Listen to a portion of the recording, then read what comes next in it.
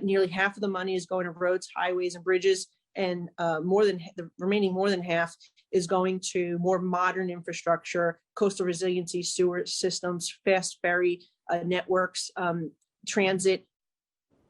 Welcome back to News 12's Power and Politics. That was Staten Island Congresswoman, the freshman Nicole Maliotakis, another one of the 13 GOP members of the House to vote for the $1.2 trillion infrastructure bill. So you heard her just mention some of the highlights, but what's actually in the package? We know New York is slated to receive a healthy portion of the now passed bill. It'll be up for a variety of major public works projects, including water infrastructure improvements, road work, public transportation.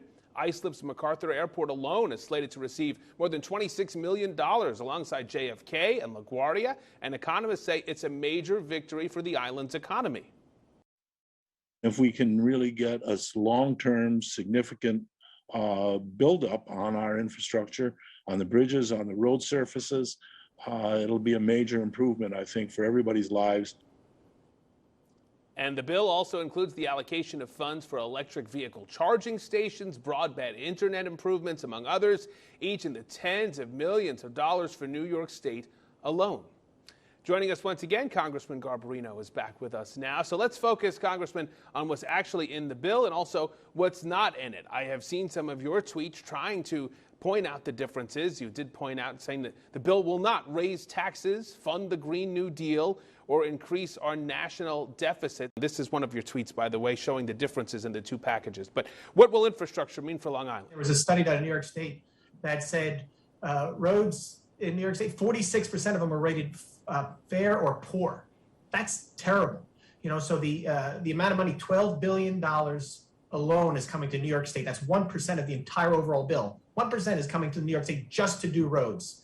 That's a huge investment in roads. Anybody who's driven on the southern state, northern state of the LIE, especially after last winter, and saw all those potholes, this is what we're going to be able to address, as well as, there have still been roads that haven't been raised since Sandy, when they were underwater. This is going to be additional money that we can put towards fixing those roads that need to be raised, so that they in times of storms like Superstorm Sandy, they are not put underwater.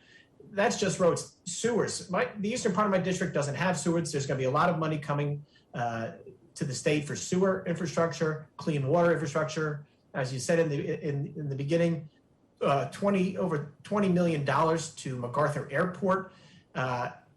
Money going to the Long Island Railroad. Anybody that takes the railroad in every day, I have a lot of commuters in my district, takes the Long Island Railroad in and the subway. We're going to be able to upgrade those systems with the amount of money coming in. Some of those trains and subways are still being run over systems that are older than that have been around since before World War II. We're going to be able to put money into that to upgrade them. There's going to be a lot of good coming out of this bill that's going to make my constituents' lives, day-to-day lives, so much better. Okay, so a skeptic looks at it and says, that all sounds great, but $1.2 trillion is a lot of money.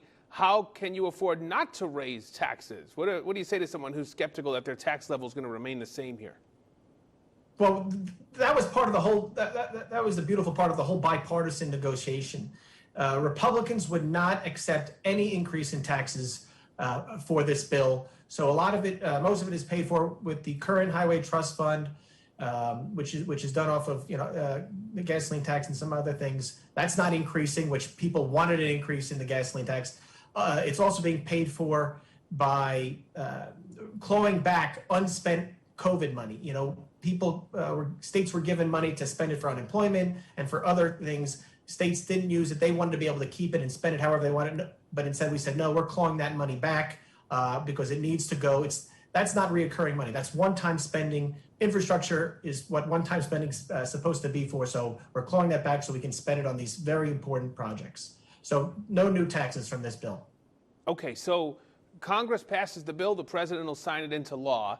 Then how do you make sure that what's in the bill actually happens? We've all heard of the stories of bridges to nowhere in Alaska, unspent funds, waste, fraud, and abuse. How do you make sure that there are safeguards in place to make sure that the money really goes to where it's supposed to go? So the best part about this, there's no specific appropriations, so members can't pull out their wish list and say, okay, now I want this spent here, this spent there. That bill does not include it. A lot of this bill, a lot of the funding is broken down by formulas. That's population. Like a lot of my towns and counties, they're thrilled about this money coming in. They're so excited because they're getting additional money based on the way the formula is written in the bill and also in state law. So it's going to be up to the locals. The locals know exactly where this money needs to be spent on what projects are in dire need of upgrades. So that's how you make sure. I can't sit down and go say, okay, well, this road in Massapequa needs to be paved, and this road in Babylon, and this road in Iceland. My supervisors, my town boards, my county executives who know these issues so well, they're getting the money. They're going to know exactly where to spend it. I have faith that they will all do a phenomenal job. We've delivered the dollars from Congress. Now the local governments they're the ones who are going to be responsible to make sure that the proper projects are taken care of. All right. I'm excited to work with them on it. When do you think we'll start to see some results and some of these projects roll out?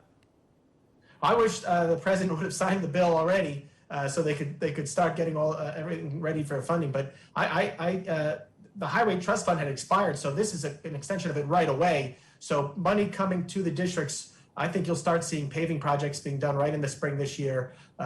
Airport projects being started right away. Again, there's been sewer projects that have been in the works, clean water projects that are in the works, but we didn't have the funding for them. We now have the funding. I think you'll see these things move right away, and I can't wait to be at every ribbon cutting, every demolition project to say, this is what this bill did. We're going to make your lives better. All right, Congressman Garbarino, thank you so much for being here. We appreciate the insight. Thank you so much. When we return, what to make of our failing foundations. That's next.